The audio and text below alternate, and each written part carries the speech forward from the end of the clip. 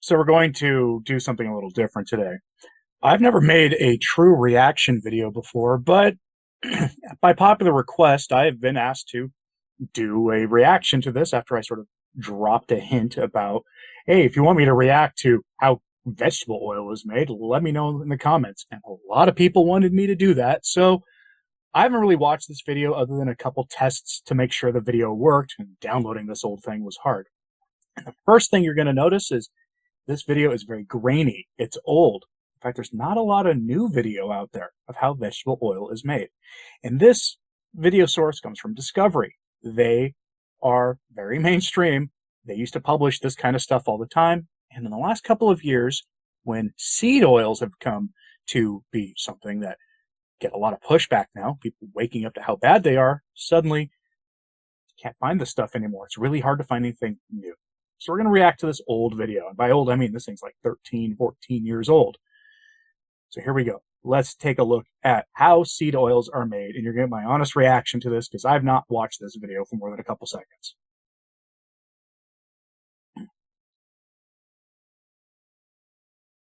Vegetable oil is a fat extracted from the fruit or seeds of certain plants, such as corn, canola, cottonseed, safflower, sunflower, or soybean. There are various ways to extract the oil. The method we're about to see is called cold pressing. It all starts with seeds, in this case, a dark variety of sunflower seeds. Cold pressing yields less oil than other methods, Let's pause so there it's for a usually second just here. smaller specialty companies I'm that curious use the because process. here we are only about 34 seconds into this, and they're showing us sunflower seeds, which if you look on the sort of the hierarchy of which seeds are worse for you than others, sunflower seeds are some of the less bad seeds out there as seed oils go. Cleaner ketogenic foods will often use sunflower seed oil because it's cheap instead of soybean oil because they know people want to avoid soybean oil. I find it interesting that they're not showing you the soybean oils here. Maybe they will later. Let's continue though. The big vegetable oil makers tend to use solvents and high-pressure, high-speed presses. That's much more productive, but it also generates heat, which darkens the oil and diminishes its flavor and nutritional value. These seeds, shells and all, will go through this low-pressure press. The temperature inside is kept below 40 degrees Celsius, hence the term cold-pressed. The press operator has to carefully monitor and adjust the speed, pressure, and temperature, because keeping a press cool is no easy task, given the heat that mashing seeds naturally generates. The pressing mechanism, the screw press, is made up of several sections, so they can shorten or lengthen it according to the type of seeds they're pressing, to allow for more or less room for the seeds within the chamber. Oh yeah, that looks tasty. I mean, look at that. It's black oil coming out of the food here.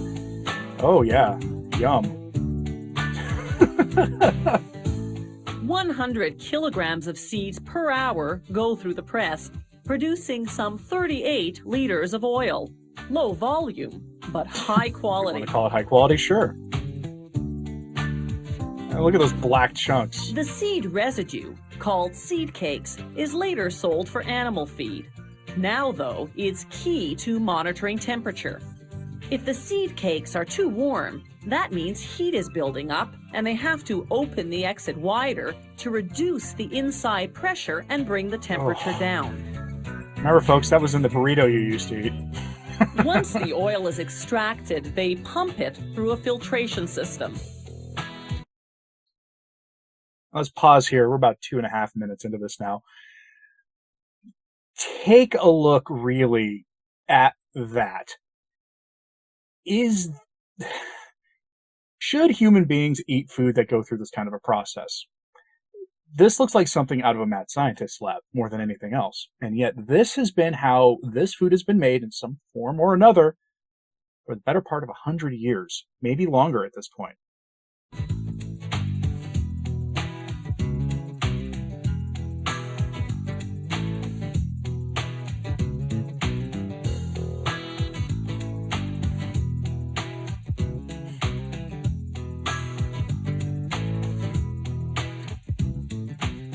These cloth filters allow the oil to pass through, but any remaining seed residue gets caught in the fibers.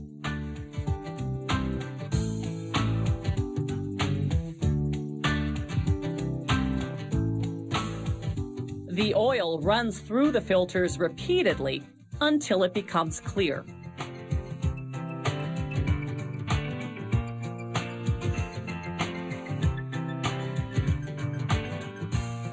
Mastering the art of cold pressing takes a lot of know-how and experience, but it results in oil that's healthier and tastier.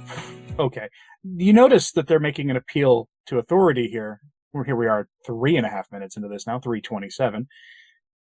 They're making an appeal to authority here, expertise and these kind of things. They're doing it in a more subtle way than we typically see. Scientist XX says, this is good, safe, trust what he says, lab coat. But it's still an appeal to authority. And you can tell it's older because you don't so much hear anymore the claim that seed oils are healthy for you. People are waking up to this. It's one of those more pernicious lies we see. And I love how they present it here in what looks like a goblet, like something you might drink a nice fine scotch or something out of, to really sell to you the idea that this is a finer product, this is a nicer product. I'll stick with tallow or lard or butter or ghee personally. Let's continue with this though, it's almost over. Cold-pressed oils made from other seeds pose different production challenges. Flaxseed and hemp seed are extremely sensitive to heat, so workers have to cool the press during the process to offset the heat that pressing generates. Canola, on the other hand, isn't particularly sensitive to heat, nor is sesame.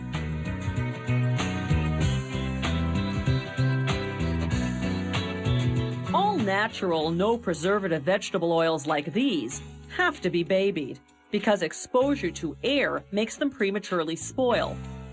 Plastic isn't airtight, so they bottle these oils in glass. Dark glass Their one to block redeeming oil's feature. other enemy, light.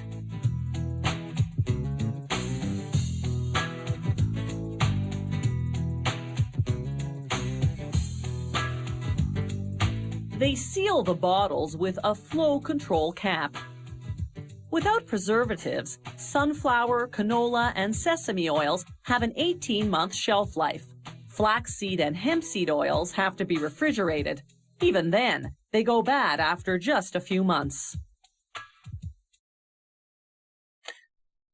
All right, so that was how vegetable oil, the more generic kind of vegetable oil, is made.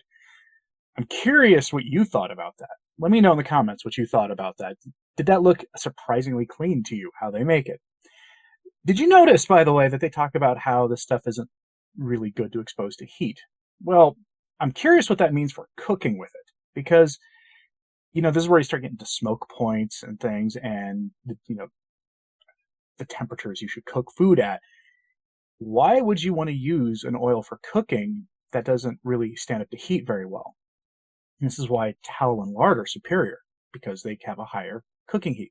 Granted, sometimes you want to cook at lower temperatures, and maybe if you're using plant oils, those are appropriate in those cases. But the big selling point for vegetable oil is it's got a fairly neutral taste, that it doesn't leave a taste that lets you still taste the food mostly. Although, if you've ever fallen off the wagon on a keto or carnivore diet and had some deep fried thing that was clearly done in seed oils, you can usually tell that there's a weird taste to it. That isn't just like, say, what's an onion ring. It's not just the breading and the onion inside of it. There's something else there, and that's the oil you're tasting. Because these kinds of diets make your taste buds more sensitive to some things. And really exposes you to how things that you used to like don't really taste that good anymore, that they're really not that good. But this was standard vegetable oil. Would you like to see a reaction to canola oil or coconut oil or any of those other, like maybe some of the oils we're told are legitimately healthy and they give you some scientific reasoning for it? If the videos exist, I'll try to do them, especially if YouTube will let me put them up, because some of these, might be copyrighted. Who knows? I'm curious what you thought of this, though. So, this doesn't make me want to eat vegetable oil any more than it did beforehand. I'm not a fan of vegetable oil. haven't been in a long time. Even before I stopped using plant oils, I had stopped using vegetable oil. This stuff is clearly not that good for you. Like, why would people eat it? At least they're feeding the remnants to animals, though. I will say that much in favor of it. Anyway, let me know what you thought of this in the comments, please. Like and subscribe if you haven't. It really does help. Sharing this on social media helps too. I'm Anthony Stine, the Practical Carnivore, and thanks for tuning in today.